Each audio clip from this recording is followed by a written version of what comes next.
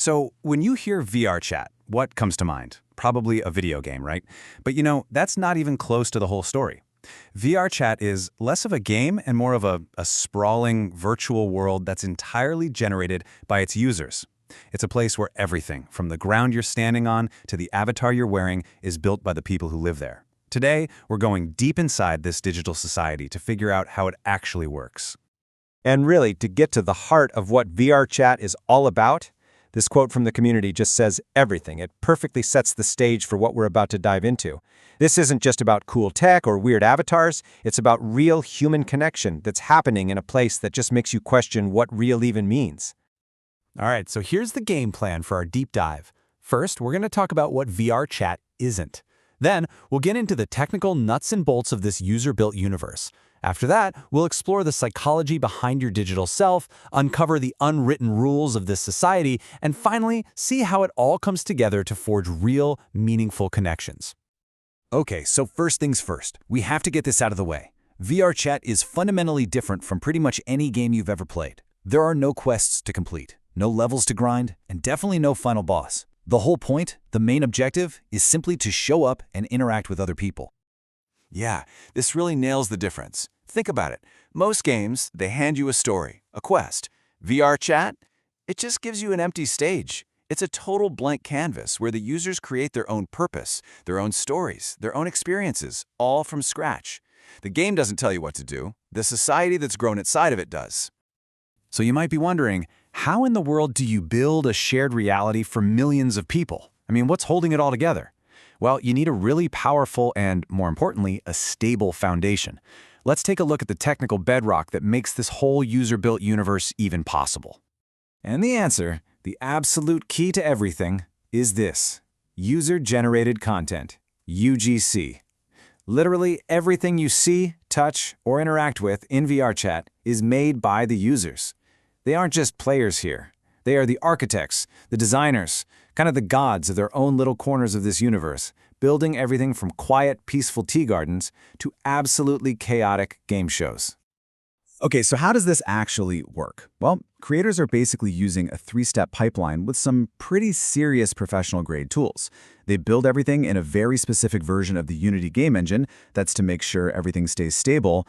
Then they manage all their projects with a tool called the Creator Companion, and to make their worlds come alive, to build a working piano or a flyable spaceship, they use a custom scripting language called Udon.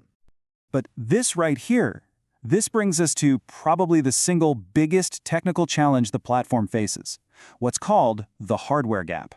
As you can see, a huge chunk of users, we're talking 60 to 75%, are on less powerful, standalone mobile headsets like the MetaQuest.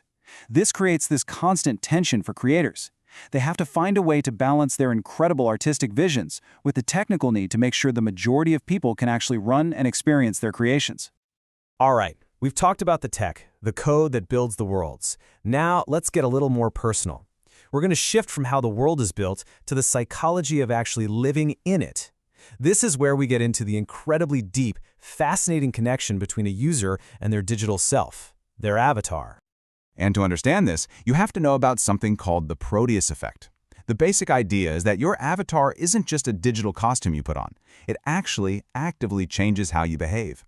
So if you jump into a tall, powerful-looking avatar, you might find yourself acting a bit more confident. If you choose a tiny, cute character, you might act more shy. Your digital skin literally changes how you perform socially. And this is where it gets really wild, because you can swap your avatar in a heartbeat. Your identity becomes totally fluid. One minute, you could be a giant robot in a serious debate world, tapping into a more logical, assertive part of your personality. The next, you could switch to a small anime character for a chill hangout, feeling more playful. Each avatar is like a different mask that lets a different part of you come out to play. This table just lays it all out, right? The differences between our social rules in the physical world versus the virtual one are huge. In real life, our identity is pretty fixed and personal space is a big deal. In VRChat, identity is whatever you want it to be, and personal space is so flexible that huge cuddle puddles with total strangers are completely normal. It also leads to these bizarre, amazing phenomena like phantom touch, where your brain actually feels a touch just because you see it happening to your avatar. So when you put all of these unique dynamics together, what happens? Well, a social order starts to emerge, completely on its own. Just like any human society, VRChat has developed its own complex set of unwritten rules, strange rituals, and even social hierarchies that shape every single interaction. Let's dig into those. And this brings us to one of the most fascinating parts of VRChat society, a visible, color-coded hierarchy.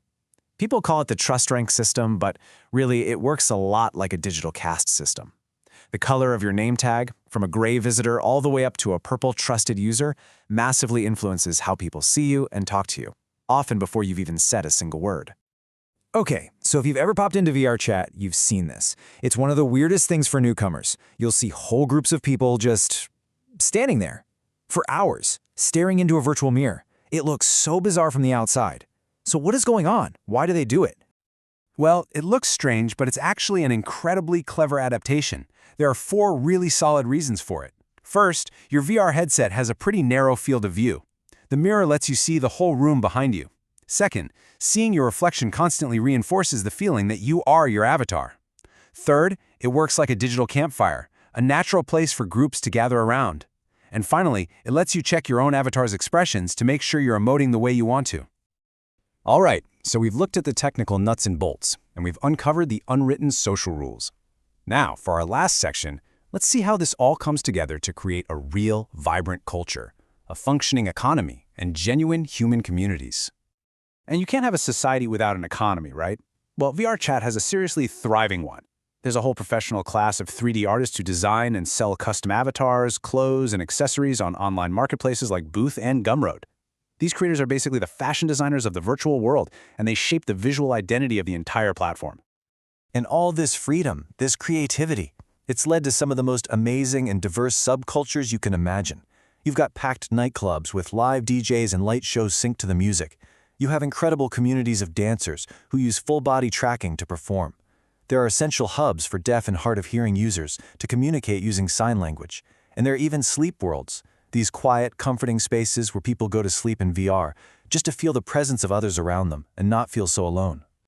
And if you're thinking this is all just some small niche thing, well, take a look at this number, 75 million. That's how many viewers tuned in for a single New Year's Eve concert hosted in VRChat. This isn't just a quirky hobby anymore. It's a massive global cultural platform.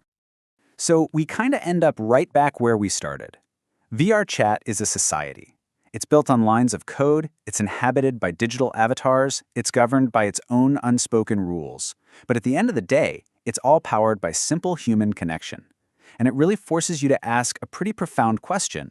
When a virtual world can create friendships and experiences this deep, this meaningful, what does real even mean anymore?